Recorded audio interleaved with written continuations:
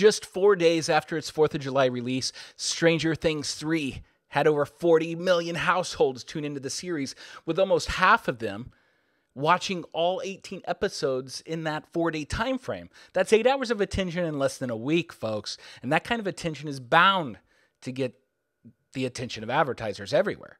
Stranger Things 3 shook on deals with 75 brands within the 8-episode season.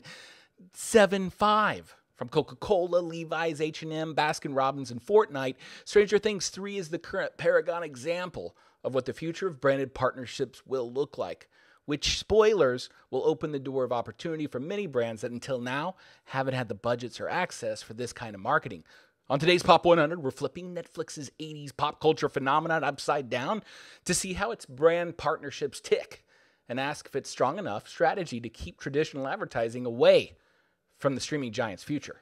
Brand partnerships and product placements are nothing new to popular culture, but shows like Stranger Things and Game of Thrones are getting the kind of big brand partnerships that were once only reserved for blockbuster movies, and that is a big opportunity for brands as streaming gears up for a huge boom in the next couple of years. So let's take a look. They say that necessity is the mother of invention, and this seems to be the case with Netflix, as a key reason that they're ahead of the brand partnership game is the fact that they are actually unable to lean on traditional fat wads of cash that traditional advertising creates, making them more creative with how they generate extra revenue.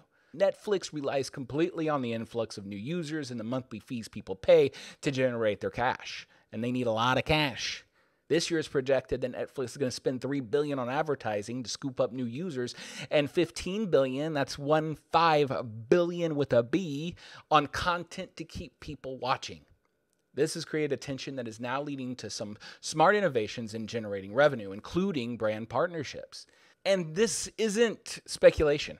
One of my favorite entertainment journalists, Michelle Castillo, who writes for Cheddar, broke the story back in March that Netflix was creating a brand partnerships division, where they were bringing in big guns like Zach Eller from Fox and beginning to poach a bunch of agency talent to fuel this new brand partnership team.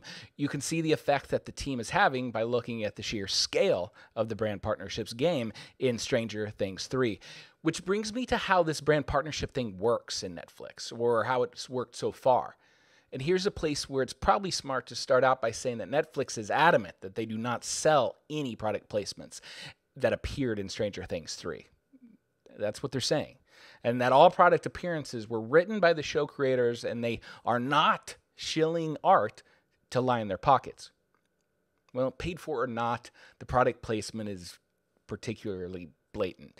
But the devil's in the details, and since it wouldn't look so good if the platform built with no advertising suddenly starts cramming it into the very content people are there for, we're going to go with the product placements as being kind of a free-to-play. They can sell the brand's licensing deals, since Netflix owns and therefore has complete control over the Stranger Things license, where the brand may get highlighted for, well, let's say free, but the brand pays to use the license in products and promotions. In Season 1, Eleven had a special infatuation with this popular 80s frozen breakfast food. Netflix went to Eggo to get their permission for the usage of their product, which they barely got, which cost Eggo $0, but in return gave them a 16% increase in sales that year. Netflix then used the momentum of that success to go to multiple brands in Season 2, and they began negotiating larger partnerships with brands with a bit more reserves and marketing budgets, like KFC. But it's Season 3 that took things to a new level. Although Netflix states that the placements in the series weren't paid for, the brand's ability to utilize the license for their own products and campaigns certainly were. And those range from around 300,000 to over $1 million a pop. Multiply that by 75 and it starts to add up to a nice chunk of change. Stranger Things is a series almost entirely fueled on 80s nostalgia, which is why I called my friend and 80s pop culture expert, Chris Clues, who wrote this book right here, What 80s Pop Culture Teaches Us About Today's Workplace, to ask him what he thought of the partnerships and why the show seems to be such a perfect fit for brands. Chris says that the nostalgia is here to stay, and specifically 80s nostalgia works so well right now because a large part of the viewing public, this was their childhood, or an approximate childhood of their own, and it feels like a collective reawakening of memories of their youth. When asked why it also works for kids that didn't even grow up in the 80s or even the 90s, Chris says that the internet and the sheer amount of access to these new for them pieces of culture, including 80s music, the events, movies, and brands, it becomes a fresh place for youth to get inspired. And since the main characters are mostly kids, it makes it a shorter leap for teens and Gen X to see through their eyes. Kind of Ready Player One-ish.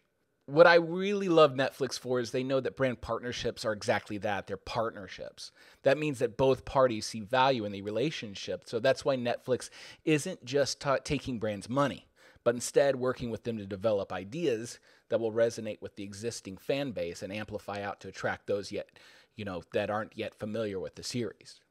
The standouts this season were, of course, Coca-Cola bringing back New Coke, which got a crazy amount of buzz and showed that Coke doesn't take themselves as seriously anymore, which is a good thing. Also, Baskin-Robbins, who took on the persona of the Chips Ahoy, which played a key role in the show. And then there's the ridiculousness, and worth mentioning, Burger King's upside-down Whopper idea, where they literally just kind of turned a Whopper upside down. But still an idea that got a lot of press. But Chris Clues and I agree that the big winner here was the return of the lost 80s mall culture, where retail brands like Levi, Nike, Target sold out instantly on their takes on fashion pieces from the show. Yes, even Hopper's Hawaiian shirt, which I can't really find anywhere on the internet right now, so if you have any leads, let me know. Brands looking to integrate with a part of popular culture can learn a lot with Stranger Things. One, the more you put into the partnership, the more you're going to get out of it. Don't confuse brand partnerships with celebrity promotions. If you want your partnership to work, start with an idea. How are you going to stand out? How do you fuel the current fandom and add to their experience? With Disney, HBO jumping into the streaming market, and then Apple and others joining the streaming game soon behind them, you're going to see an influx of opportunities. So now's the perfect time to get really good at this pop marketing tactic. That's the Pop 100 for this week. And to catch some more pop marketing goodness, you can visit pop-marketer.com and sign up for our emails to get all of the fresh case studies and insights coming from the integration of pop culture and brand marketing. And please, if you don't mind, for the sake of your poor old dad, keep the door open 3 inches.